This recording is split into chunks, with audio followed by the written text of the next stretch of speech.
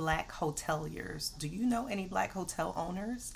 I did some research and found out that statistically only about 2% of hotel owners are Black and less than 1% of hotel owners are women. And this is an industry that I am looking to get into. I'm launching from Philosopher to Hotelier. So in doing my research, I found where are the organizations of Black people in the hotel industry. I found two organizations. One is called NABHOOD, which is the one I'm going to talk about today. Another one is called Hospitality Hued, and I'll do a separate video on that. So NABHOOD is the National Association for Black Hotel Owners, Operators, and Developers. I became a member of that organization and I attended their national conference in Miami a few weeks ago for the first time. And so I'm going to get into some of my main takeaways, right? So how did we get here? Of course, a lot of you who already know me and follow me know that I'm Dr. Kathryn Sophia Belle. I am someone who had a very successful academic career for 20 years as a tenured philosophy professor, as well as an administrator. And I resigned/retired from the Academy in 2023 in an effort to build up my business, Belle Vie Academy, as well as to extend that business out to the hotel industry. So Belle Vie Academy, I service on the kind of academic professional side, Black women and women of color, writers, scholars who are navigating being in academia or navigating getting out of academia. And then more on the personal, interpersonal side, I support Black women and women of color who want to be happily unmarried, delightfully divorced, and erotically empowered, right? And so this next venture, Belle's Bed and Breakfast and Boutique Hotels, is my effort to extend out what I'm already doing with Belle Vie Academy. Right, so most of the work that I do currently is more virtual and online, and I'm looking to create a space where we can gather in person for like reading retreats, writing retreats, resting retreats, happily unmarried and delightfully divorce parties, erotic empowerment parties.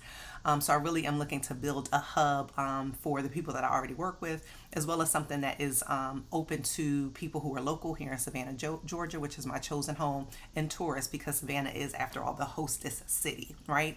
But again, being a researcher, I know what I don't know, or I know how to find out what I don't know and how to get the answers to the things that I don't know. So I found these two organizations. Again, I'm going to focus on NABHOOD, the National Association for Hotel Owners, Operators, and Developers today. I'll do another video focusing on Hospitality Hued, which was a summit that I attended last week in New Orleans. But let's get into NABHOOD. So I do want to shout out a video because I've been looking on YouTube for other videos where people are talking about Black hoteliers. So there is a channel called International Hannah, and there's a video titled Black Multi-Hotel Owner Breaks Down How You Can Own a Hotel and Resort with Top Tier Brands.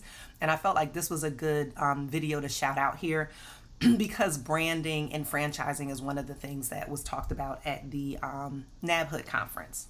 So let me get into some of the key takeaways. And I'm going to read my notes here because it was a few weeks ago. And the way I frame some of these takeaways, I started out with what they call SWOT, SWOT, or what are the strengths, strengths, weaknesses, opportunities, and threats. I paired the strengths and opportunities together, and then the weaknesses and threats together, and then I hit some other highlights, right? So starting with the strengths, as I mentioned on the front end, only about 2% of hotel owners are Black and less than 1% of hotel owners are Black women, right? So that's a problem. But it's also the case that Black travelers spend over $145 billion annually, and I see that as an opportunity. So I see what I want to do with Belle's Bed and Breakfast and Boutique Hotels as being at the intersection of this problem of a lack of representation of Black people in general and Black women in particular, in the as hoteliers, particularly as owners, and the opportunity to really service in a significant and authentic way Black travelers. And again, my target audience, I say I know my target audience because I am my target audience: high achieving Black women and women of color, professors, writers, entrepreneurs, creators, people who want a space where they can be affirmed, where they can be seen, where they can be validated, but also where they can get things done and be well cared for. So I'm excited about all of this and how it's unfolding. Okay, so let's get into these takeaways. So again, I mentioned the statistics of Black hotel owners, and particularly Black women hotel owners, the statistics of Black travels spending, so over $145 billion spent by Black travelers annually. I learned at the NABHOOD conference that the there are a lot of programs available for if you do want to franchise or brand. So one of the things that I'm thinking through is, do I want to remain independent or do I want to connect with a particular brand? And so there were a lot of brands and franchise opportunities that I had an opportunity to talk to at NABHOOD.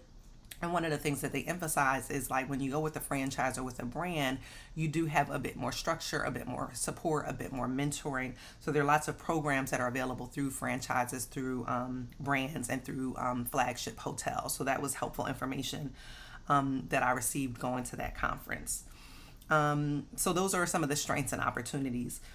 Now, when we get to the weaknesses and the threats, of course, the current kind of social political climate in the U.S. and how that's the ripple effects of that internationally is certainly a threat. They also talk about cybersecurity as a threat, and then also just how you don't know what future things can come up. So they described, they called them black swan events, things like the pandemic or wars or other kinds of things, right? And it's like there's a lot going on right now. So the black swan threat is real. One of the other threats, and this is something that I had not thought about, is short-term rentals, right? And so not threats, but there was a lot of conversation about more than I expected, the impact of short-term rentals on the hotel industry. So that was interesting. And then issues, again, just in terms of the social political climate. So negative attitudes toward visitors from other countries, issues with visas, and other kinds of things were listed as things that are actually causing some harms. Let's see. There was an emphasis on doing your research, right? So again, I'm a researcher, so I love this, but there were things that that I hadn't thought about and just didn't know about, things like feasibility studies. So there are a number of different consulting firms and companies that do feasibility studies and other kinds of research to help you figure out like what brand may work in a particular market, or how feasible it is to put a hotel in a particular location in a particular market. So that was helpful information. Something else that they emphasized was building relationships, the importance of building relationships. And I think, of course, this is true for a number of different industries.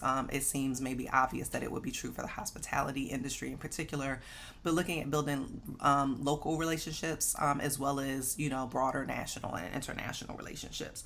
And also thinking about like the team that you're building again. So your relationships with attorneys, your relationships with lenders, your relationships with local, state, and national government, your relationships with like your chambers of commerce and hospitality and tourism center, right? And so I'm somebody that I do, again, I'm new-ish to Savannah. I moved here in 2023. And so I was I've been very intentional in building community since I've been here. And so one of the ways that I have been able to do that is actually through the chambers of commerce. So I joined the Greater Savannah Black Chamber of Commerce. There's also a Savannah Area Chamber of Commerce, which I often call the White Chamber of Commerce. And so I'm a member of both of those chambers of commerce, and they have both been helpful for me being able to meet people and things like that and build relationships. And in addition to building relationships, there was emphasis on building partnerships and not trying to do everything yourself. So that was all helpful information. A few other points. There was encouragement. Oh, this is a note to myself. So encouraging weeks that I got from the universe while I was at NABHOOD. So again, I'm going from academia into the hotel and hospitality industry. I don't really know that many people in the hotel and hospitality industry. So when I went to NABHOOD, I didn't expect to know anybody once I got there.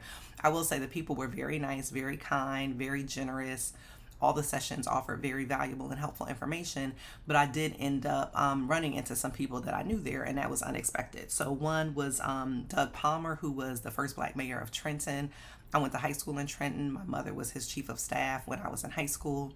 So it was unexpected to see Doug Palmer there, but he was there. He gave a few remarks, and so that was just a nice kind of convergence of like my past life and my current life.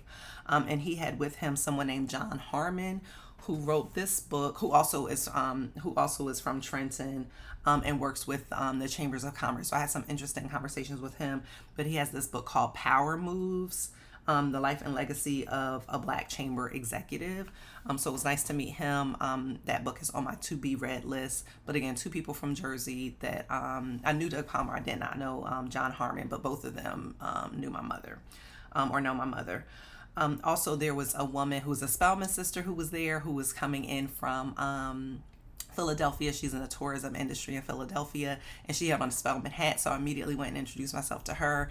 And then we realized that we had met previously, and her partner, who was also there, is somebody that I know through work that her partner has done as an author, as a documentarian, and as someone who's been a member of Belle Vie Writers before. So these were just kind of gifts from the universe for me to see people from other aspects of my life here in this particular space as I'm entering into this, new industry and new venture. So that was exciting.